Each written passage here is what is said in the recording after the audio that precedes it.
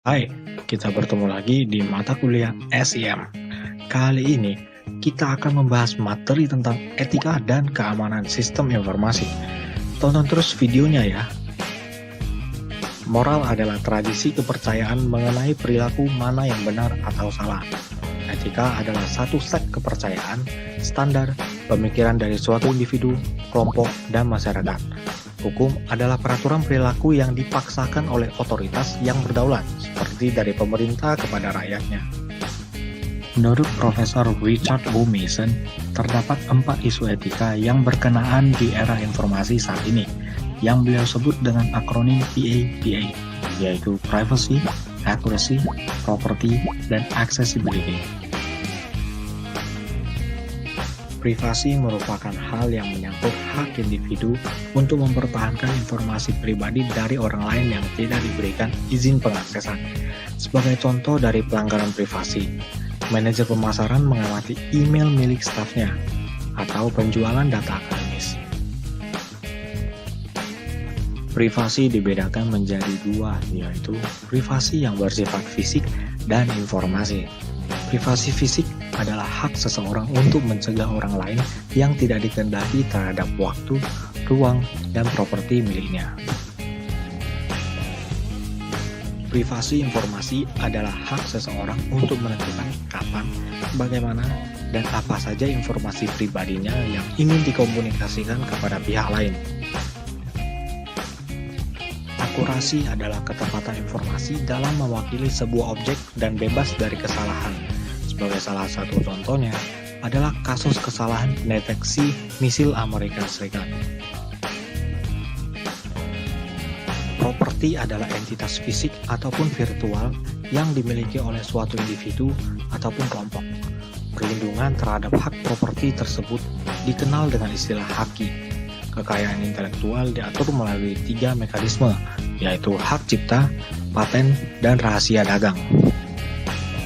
Hak cipta adalah hak yang dijamin oleh kekuatan hukum untuk melindungi dari penduplikasian kekayaan intelektual tanpa seizin pemegangnya. Hak seperti ini diberikan kepada pemegangnya selama masa hidup penciptanya atau 70 tahun. Paten merupakan sekumpulan hak eksklusif yang diberikan oleh negara kepada seorang penemu atau hasil temuannya untuk waktu yang terbatas. Perlindungan terhadap kekayaan intelektual ini paling sulit didapatkan karena hanya akan diberikan kepada penemuan-penemuan inovatif dan sangat berguna. Hukum paten memberikan perlindungan selama 20 tahun. Rahasia dagang merupakan formula, praktek, proses, desain, instrumen, atau kumpulan informasi yang tidak semuanya boleh diketahui untuk kepentingan bisnis dalam meraup keuntungan dari konsumen dan kompetitor bisnis lainnya. Rahasia perdagangan memiliki kekuatan hukum untuk melindungi kekayaan intelektual melalui lisensi atau kontrak.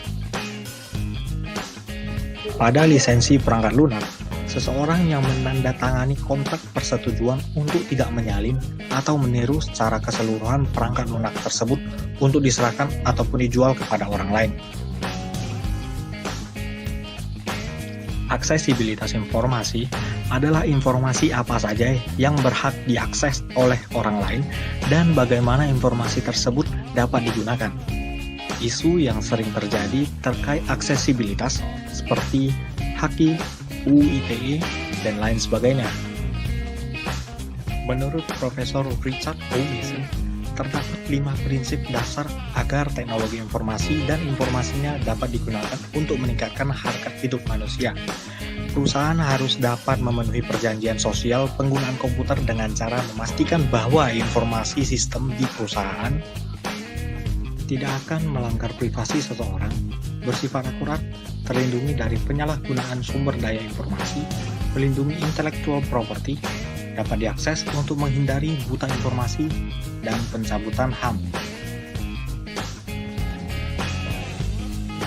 Keamanan adalah perlindungan terhadap informasi dan sistem informasi dari akses, penggunaan, pengungkapan, kerusakan, gangguan, atau modifikasi yang tidak sah. Ancaman terhadap sistem informasi berupa ancaman aktif maupun pasif. Ancaman aktif seperti kecurangan, penipuan, dan kejahatan terhadap komputer. Sedangkan ancaman pasif meliputi kegagalan sistem, human error, dan bencana alam. Ini adalah jenis-jenis ancaman informasi beserta contohnya seperti bencana alam, kesalahan manusia, kegagalan software atau hardware, fraud, hingga program yang berbahaya. Hacking dapat berupa denial of service, sniffer, dan spoofing. Those adalah membuat permintaan yang sangat banyak terhadap suatu situs sehingga sistem menjadi crash dan kemudian mencari kelemahan pada sistem sehingga serangan dapat dilakukan oleh pelaku.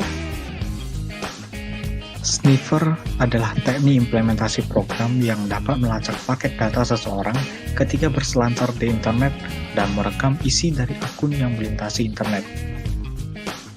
Spoofing menggunakan alamat email atau website yang palsu untuk menjebak user sehingga memasukkan informasi penting seperti password ataupun nomor kartu kredit. Virus adalah file biner yang harus diaktifkan sehingga dapat menyebarkan dirinya.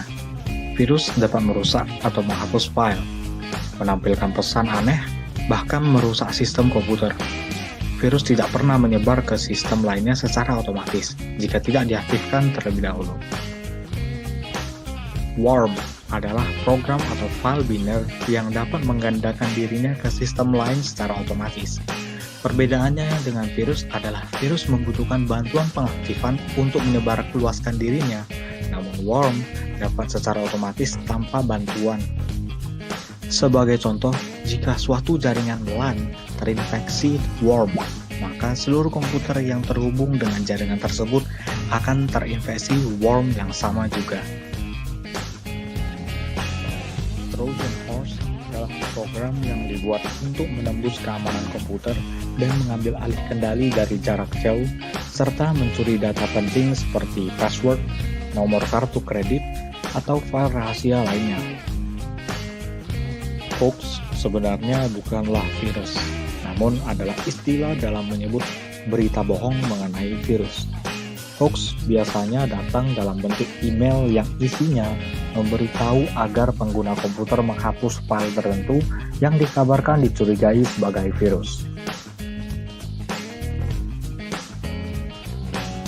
Kejahatan komputer merupakan kegiatan yang dilakukan oleh pengguna komputer untuk melakukan tindakan ilegal seperti membobol situs web pemerintah, mencuri informasi kartu kredit, penyebaran virus, penyadapan, dan lain sebagainya.